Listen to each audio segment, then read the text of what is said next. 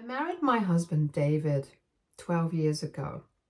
David and I first met completely by chance at a coffee shop. We struck up a conversation and I was immediately drawn to him. There was something about his charm, his easy smile, and the way he carried himself that caught my attention.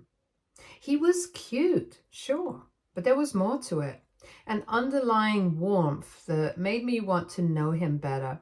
As we began to spend more time together, I found myself really enjoying his company.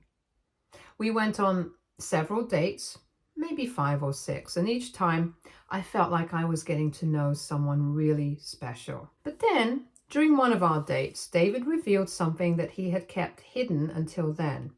He was a single father. I was completely taken aback. Up until that moment, there had been no indication, no clue that he had a child. I was confused and a bit taken aback. I wondered why he hadn't told me earlier, why he hadn't felt comfortable sharing such an important part of his life. He explained that he had been hesitant to bring it up because in the past, whenever he did, women would often walk out on him before giving him a chance. They couldn't handle the idea of dating a man with a child, and so he had started to keep that part of his life a secret, at least until he felt the time was right. I couldn't help but feel offended by this. To me, being a parent was nothing to be ashamed of, and hiding something so significant felt wrong. I told him how I felt, that he had no right to keep something so vital from me, and that it wasn't fair to either of us. I wanted to know who he really was, and that included knowing about his daughter. David apologized, and I could see that he genuinely regretted not telling me sooner. It was clear that this was something he had struggled with, and I appreciated his honesty at that moment. Eventually, he introduced me to his daughter, Carrie. Before meeting David, I had never dated a single father before, and to be honest, I didn't particularly like kids, so I was a bit nervous about meeting his daughter. It wasn't that I disliked children, but I had just never really connected with them or spent much time around them. But when I met Carrie, I was pleasantly surprised.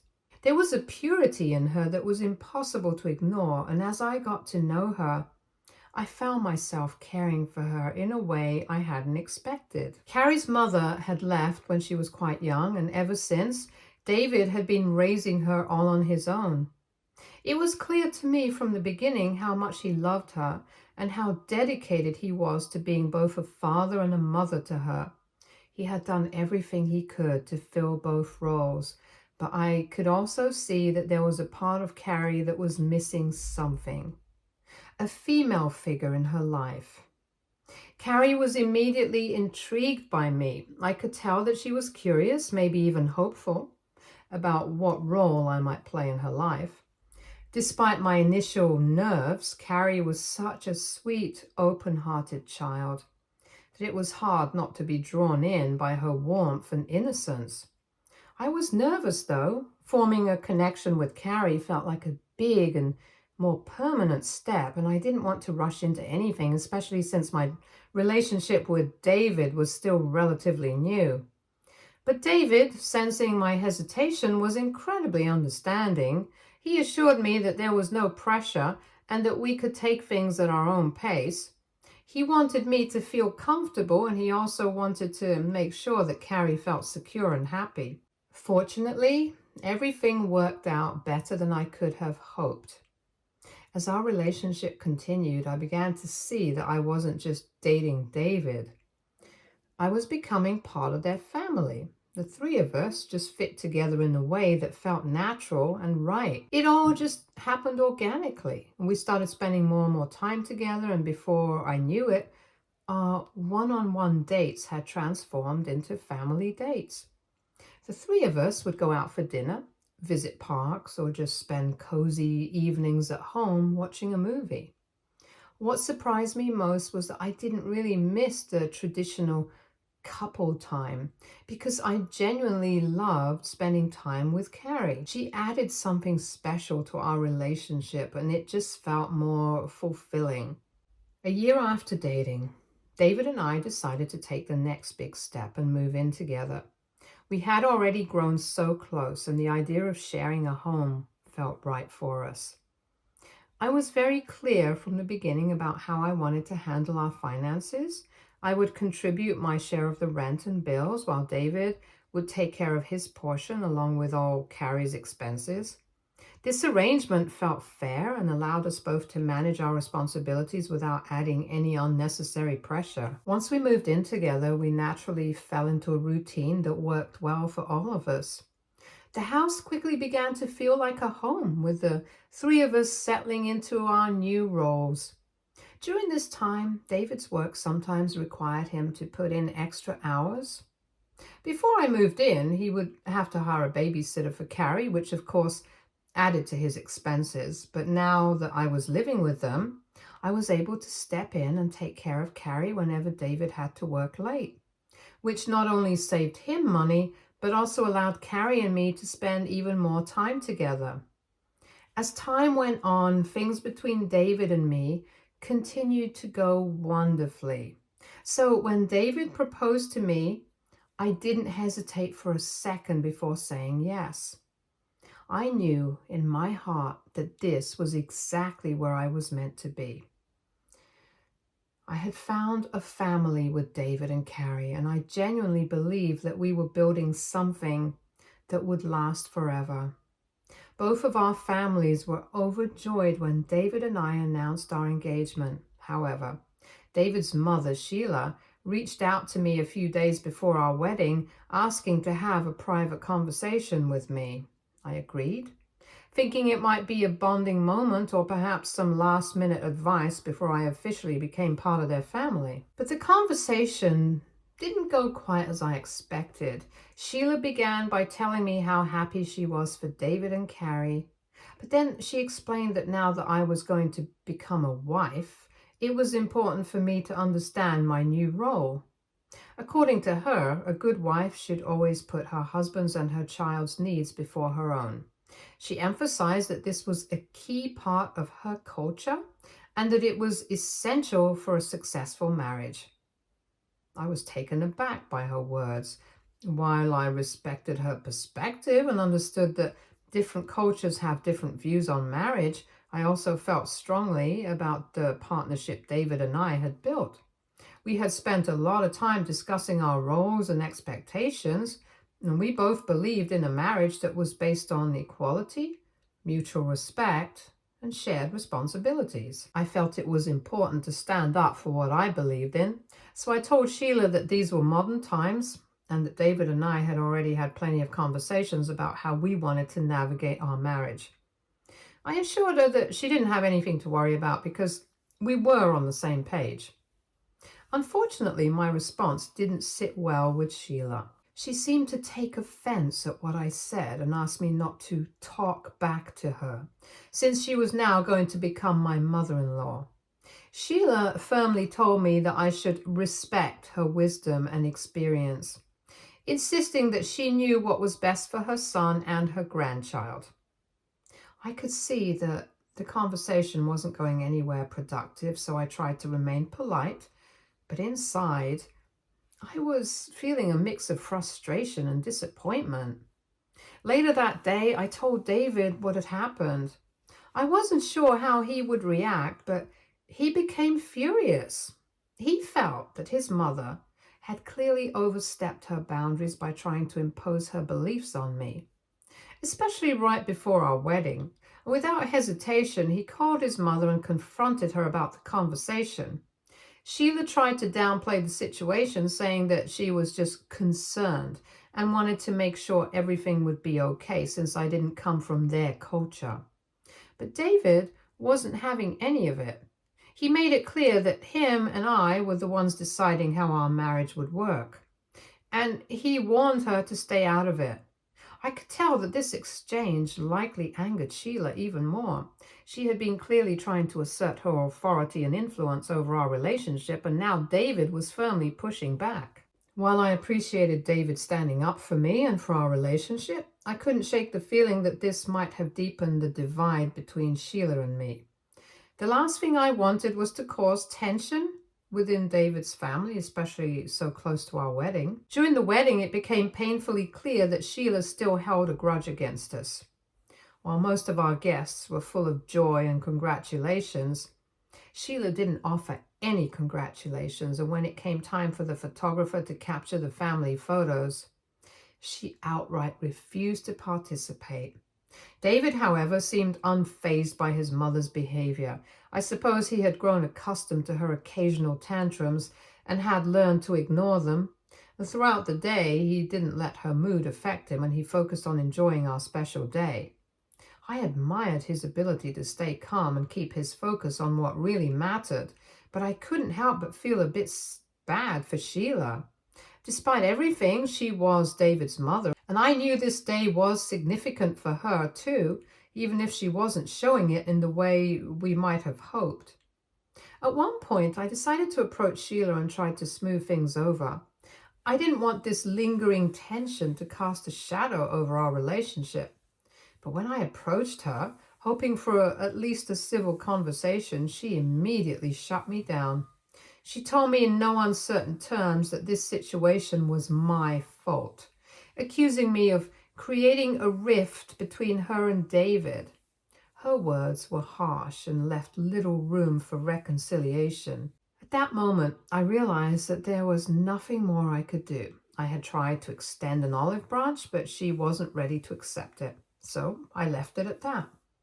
Despite Sheila's behavior, the rest of the wedding went incredibly well. One of the most beautiful moments of the day was seeing Carrie take part in our celebration.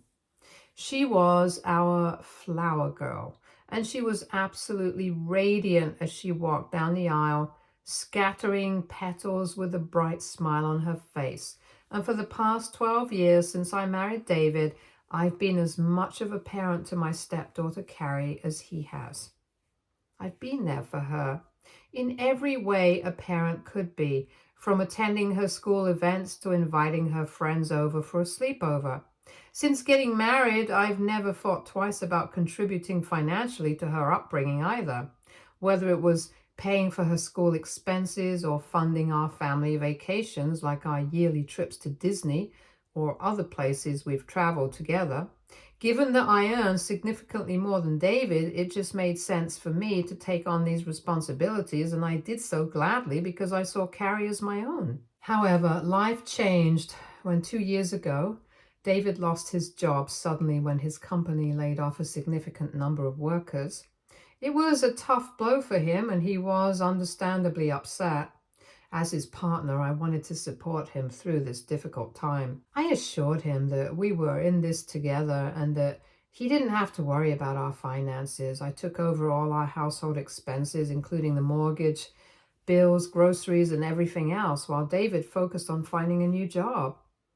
At first, David threw himself into the job search. But with every rejection, his frustration and feelings of defeat grew. It was painful to watch him struggle, and I did my best to be there for him, offering encouragement and reminding him that setbacks were a part of life. However, as the rejections piled up, David began to withdraw more and more, and he started spending a lot of time in our basement, which he had converted into his man cave. What initially seemed like a way for him to unwind and distract himself from the stress of job hunting soon turned into something more concerning. David began spending night after night playing video games, sometimes until the early hours of the morning. He wasn't helping with chores, and more worryingly, he seemed to distance himself from Carrie. He stopped checking in on her, something that had always been so important to him as a father. During the day, David would sleep in late, often until the afternoon, and when he was awake, he was either gaming or simply seemed detached from everything happening around him. The vibrant, active partner and father I had known was fading away, replaced by someone who seemed lost in his own world. It was heartbreaking to see this change in him. I tried talking to David about my concerns, expressing how much I missed the way things used to be and how worried I was about him. I reminded him that we were a team and I needed him to be present, not just for me, but for Carrie too. However, these conversations didn't seem to have much of an impact. He would often dismiss my concerns or promise to change, but nothing ever really improved. It was a challenging time for me, balancing my full-time job, managing the household, and trying to be there for Carrie, all while feeling increasingly isolated in my marriage. I still loved David deeply, but I couldn't ignore the strain his behavior was putting on our family. I kept hoping that things would get better, that he would find a job or at least regain some of his old self. But as the days turned into months, that hope began to wane. Despite everything, I tried to stay strong for Carrie's sake. She deserved a stable, loving home, and I was determined to provide that for her, even if it meant shouldering more of the burden myself. I foolishly thought life would go back to normal as soon as David would find a job. So imagine my shock when I accidentally discovered that my husband had been having an affair for the past 1.5 years. It all began when I asked David to take Carrie to her dentist's appointment. She was soon going to be moving out to college, so she wanted to get her teeth checked because of her braces. Normally, I took her to all her appointments, but this day I was already feeling unwell and had spent the entire day cleaning the house, washing dishes, and cooking for all of us. I was exhausted, both physically and emotionally. However, David immediately threw a fit, complaining and telling me to take her instead. I put my foot down, insisting that he needed to get his ass out of the couch and take his daughter to the appointment. And after a lot of back and forth, he begrudgingly agreed, but not before calling me a nagger, since according to him, I was always bothering him about everything. His words stung, but I tried to stay calm, not wanting to escalate the situation any further. After they left, I decided to make use of the quiet time by cleaning up the basement, which had been neglected for months. David rarely allowed me to go down there, always saying that it was his space and that he would clean it up himself. But given how things had been, I knew the basement would be a mess, and I figured it was long overdue for a good cleaning. As I started tidying up, I suddenly heard a phone ring. I hadn't realized that David had left his phone behind. It was strange because he never went anywhere without it and always kept it in his pocket. I ignored the first call, assuming it wasn't important, but then the phone rang again. Curious, I picked it up and saw that the caller was a woman whose name I didn't recognize. My heart skipped a beat. David didn't have any female friends that I knew of, especially since he had been jobless for a while. Part of me tried to rationalize it, thinking maybe it was a call about a job application.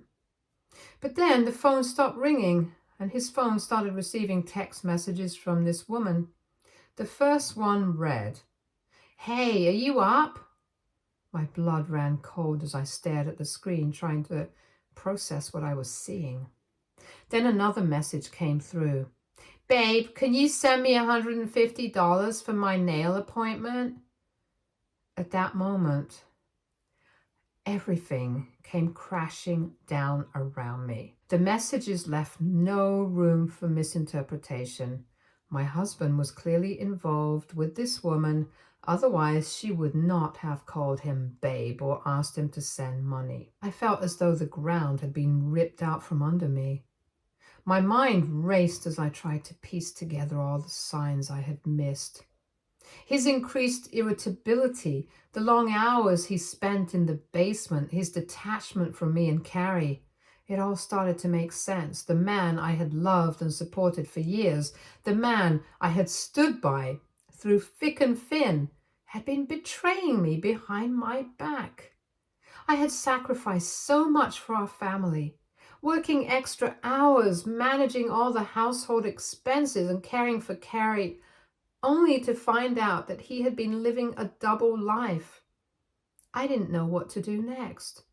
Should I confront him right away? Should I wait and gather more evidence? Should I call someone for support?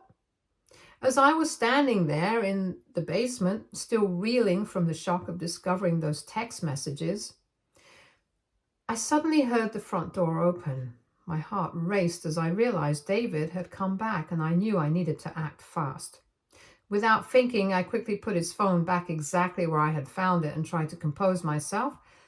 I forced myself to continue cleaning, pretending nothing was wrong, though inside I was barely holding it together. David came running down the stairs, looking surprised to see me there. His eyes narrowed slightly as he asked, "What are you doing down here?"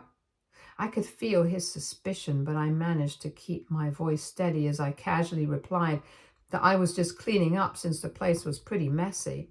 I tried to sound as nonchalant as possible. For a moment, he looked at me closely as if trying to gauge whether I knew something, but I kept my expression neutral so he didn't suspect anything. He told me he had forgotten his phone and had to rush back home to grab it before taking Carrie to her appointment. He then hurried back upstairs without another word. I waited in silence, listening to his footsteps as he made his way out of the house.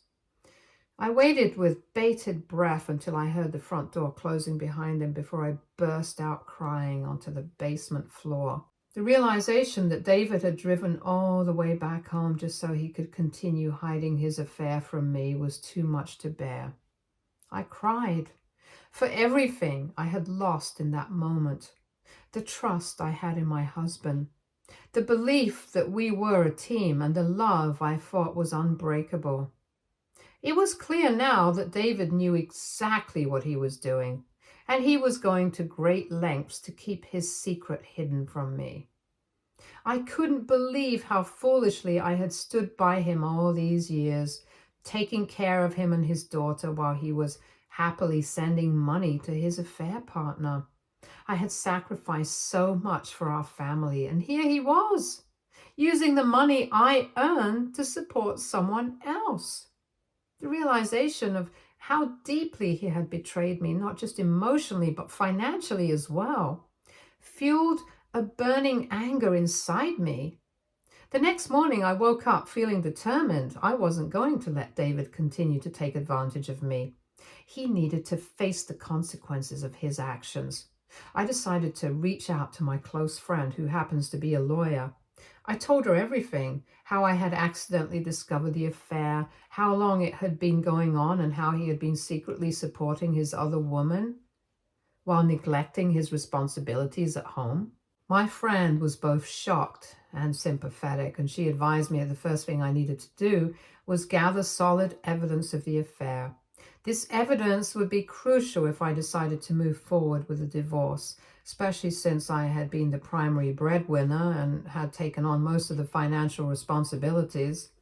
With this evidence, I could protect myself and ensure that David wouldn't get away with what he had done.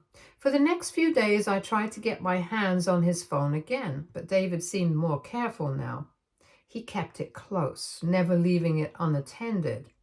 Frustrated, I started thinking of other ways to gather evidence I needed, and that's when I remembered his laptop. David had an iCloud account, and I realized that his text messages would be synced there as well. Since he rarely used his laptop anymore, it was likely he wouldn't think twice about me using it. I decided to make up an excuse. I told David that my laptop wasn't working properly and I needed to borrow his for some urgent work.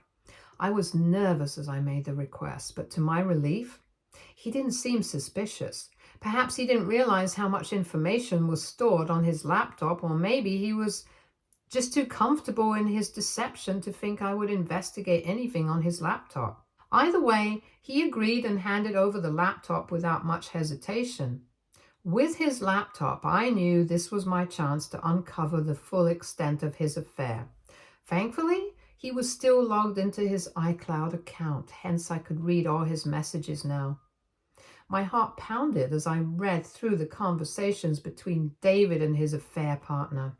Their messages were filled with endearments, inappropriate pictures, and most infuriatingly, proof of the money David had been sending her. She'd been asking for money for things like nail appointments, gifts, and even a vacation. And David had been giving it to her using money that should have been for our family. The more I read, the angrier I became. I saved all the messages, taking screenshots and storing them on my phone. I knew this evidence would be crucial when the time came to confront him and ultimately take legal action. The very next day, armed with all the evidence I had gathered, I went to my friend. She reviewed everything, and after going through it all, she confirmed that the evidence was solid.